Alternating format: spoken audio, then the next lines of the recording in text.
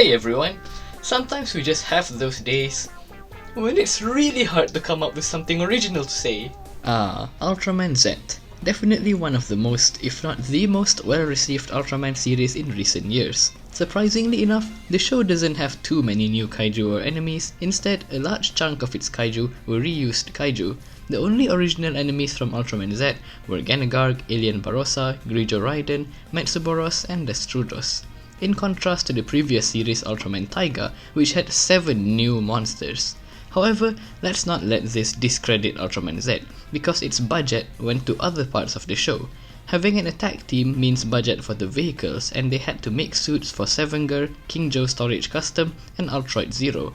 And not to mention, they also remade some new suits for old kaiju like Barossa and Bulton. Today we'll be taking a look at the new kaiju designs from Ultraman Z, before everyone shifts their attention to Ultraman Trigger, if that hasn't already happened. We'll also be rating each new design on a scale of 5 screwdrivers. Pretty original idea, right? Don't mention it. Of course, major spoilers for the series Ultraman Z. First up, we have Gengarg. This space shark is hands down my favorite kaiju from Ultraman Z. Its design feels like something Return of Ultraman kaiju designer Ken Kumagai would design. He feels like a concept from the Showa era, being inspired by an animal and slightly resembles one, but with a fantastical anatomy and color choice. The suit textures and modeling look insane. I don't know why, but this is the first time that the detailing truly got to me, even though previous kaiju were also pretty realistic in their crafting. And apparently, the suit was modified from Magata no Orochi's suit, which is a really heavy modification. Anyway, Gengarg got possessed by Cerebro to rob Ultraman Hikari of his invention, the Z Riser, and escaped to Earth while being pursued by Ultraman Zero and Z. It's quite a sad fate for Gengarg, who could have just been a peaceful creature, but was used by Cerebro and ultimately destroyed. Overall, a really solid kaiju and one of my favorites. 5 out of 5. Then we have Alien Barossa, which appeared in episode 10. This species is a space pirate. Barossa shows up at the size of a human and becomes giant-sized using Dada's micronizer gun. One of them came to Earth to steal the scattered Ultra medals, sending a King Joe for it. The plan was foiled, and Barossa himself came and invaded the Global Allied Forces base. Honestly, his appearance in the episode was really unnerving, possessing humans just to talk using their mouths, hypnotizing them, and its movements were pretty creepy, until he somehow became a comedic character in the climax of the episode, fighting Z using dirty tactics and stuff. Barossa had 9,999 brothers, and they all vowed to get revenge on Ultraman Z. True enough, 2 more Barossas showed up in later episodes, also to suffer from similar defeats.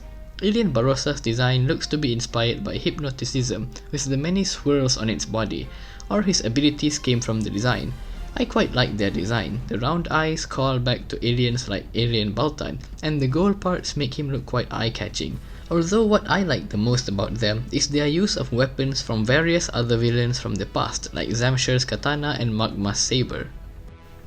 4 out of 5. Moving on, we have Grija Ryden. First of all, that is one sick name. Grija Ryden was the result of Cerebro's civilization-destroying games, which crash-landed on Earth, only to be the subject of research by the Global Allied Forces to make their own weapons. Grija Ryden is very much a sympathetic kaiju. Not only was she modified to have mechanical parts, but was also living in suffering. She appeared in an episode part of Haruki's hesitation about killing monsters, and so was not ultimately killed by Z, but by King Joe Storage Custom instead. Its explosive, bombastic destruction at the hands of King Joe is contrasted with Haruki's despair for Grija Ryden, and even looked like they portrayed King Joe as a bad guy here. Not like he never was one before anyway. Anyway, Grija Ryden in real life is a modified Grija King suit back from Ultraman RP, with the mechanical details added on. A really nice design. I especially like the blue veins on the body, makes her feel sort of techno. And a really marvelous episode as well. 3 out of 5. Next is matsuborus. Originally a Ouroboros, it was a legendary creature that was said to appear every 333 years, and was the reason that Yuka started researching kaiju when she was young. Ouroboros was able to be calmed down by the sounds of a special conch shell. However, Cerebro infected Ouroboros with the medals of Girvalis and Galactron, forcefully modifying it. From then, Matsuborus was in much pain from the additions of the Gilvalis and Galactron parts, so Ultraman Z and Haruki ended his life to free him from the pain. Similar to Grija Ryden, he's not really an original monster from this series, just one that's modified, and also, similarly, was one that was originally from Ultraman RB. His design looks quite clunky given how big the Gilvalis claws are, but it is balanced out by how nice Ouroboros already was. Although I guess that's entirely the point, since Matsuborus was forcefully tampered with. The story of this episode also gives focus to the origins and story behind the kaiju itself, something that was often not done in Ultra series nowadays. 3 out of 5. Then we have Ultroid Zero, which later becomes Destrodos, the final villain of Ultraman Z. His creation was a long time coming. Ultroid Zero was created to be Storage Special Airborne Armor 4, the strongest mecha based on an Ultraman. The creation of Ultroid Zero was opposed by many at Storage, especially as it was to incorporate the D4 beam, a dimension-wrecking beam engineered from Barabba's appearance. As Storage got disbanded, Ultroid Zero came to fruition, to the horror of many because of its sheer power in destruction. Monsters began to attack Ultroid Zero because of how they perceived it as a threat to the Earth, and it turns out that the mecha was Cerebro's plan to become a weapon to end humanity. It could also absorb monsters by sticking its hand into them, leading to one of the most blood-curdling scenes in recent Ultraman, the death of the Red King Mother. Let's talk about Ultroid Zero first. Why was Zero chosen to be the model for the mecha, when Ultraman Zero only really appeared in this universe once? Even Jeet showed up more often than him, and it should have made way more sense for them to model the unit after Ultraman Z himself, given that his power was what they were studying, and he was, their Ultraman. It was probably because they wanted Z to fight his master to showcase his growth, or more likely, because Bandai thinks that the Zero variant would sell more. His design is actually great. There's a lot of detail here, and I like that there's not much smooth parts that look like skin, showing that this is indeed a man-made machine Ultraman. And all this sets him apart from Zero's other previous clones, Darkrop Zero. Then we have Destrodos, which is a freak fusion of several monsters that it had absorbed. These monsters are Crescent, Satan Beetle, Duncan, Majaba, Red King, Burdon, and Astron. Some interesting choices for fusion components here, like using Crescent and Majaba, both which I think are rather obscure.